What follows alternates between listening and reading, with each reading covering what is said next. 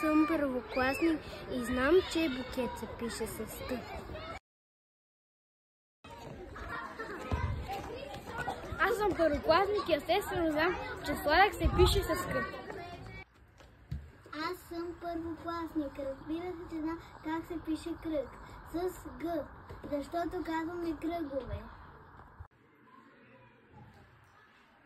Аз съм първокласник. Разбира се, че знам как се пише книжка. Защото казваме книжове. Коя буква завършва на глас? Ели. Град, градове. Плод. Крис Драганов. Плод, плодове. Ларус. Бориса. Варус. Рок. Солян. Самолет. Ангел. Самолет. Ей, кой иска да дойде с мен в физкултурния салон? Чакайте, трябва да си прибера учебниците в раницата.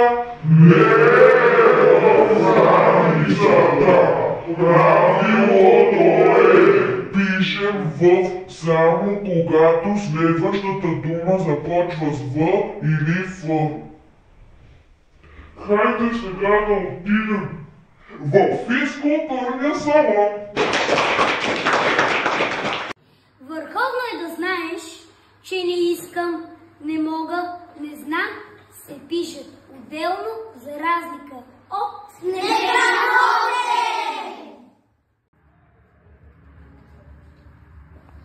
Здрасти, какво правиш? Чудя се какво значи словосъчетание. Може ли да ми помогнеш? О, разбира се. Слово значи една дума, а съчетание... Като моето ли? Не, това значи две или повече думи, свързани по смисъл. Аз казвах за мен. На колко години си? На 9. Каква е любимата храна? Ягода. Когато питаме за нещо, в края на изречението пишем въпросителна!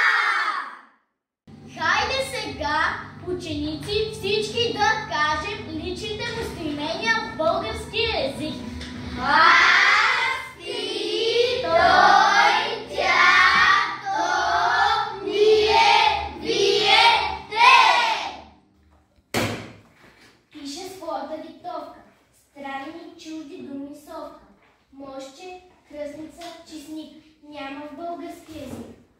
Химикалката червена. Чака крайно възмутена. Моля те, не се бъдна. Трите грешки поправи. Мощче проверяваме моста. Кръстница проверяваме кръстия. Чистник проверяваме чистия. Бързо правилото ти научи. Браво!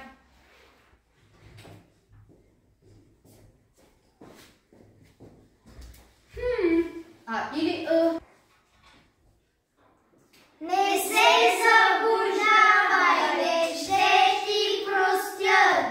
Няма глагол, завършваш на ът.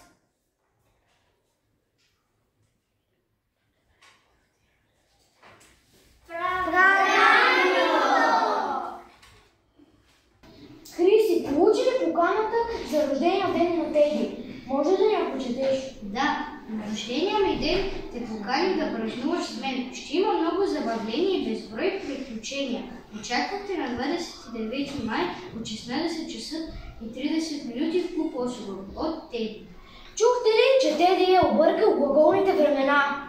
Да, Теди е използвал глаголите в минало време.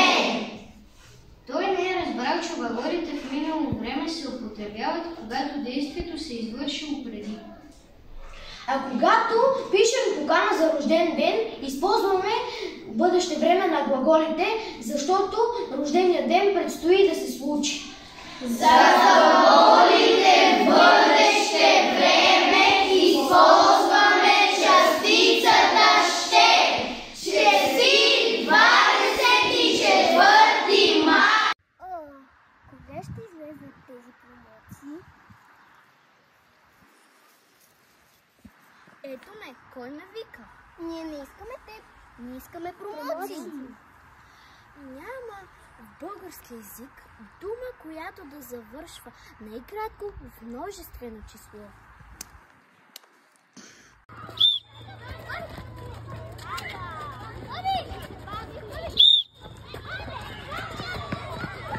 Боби!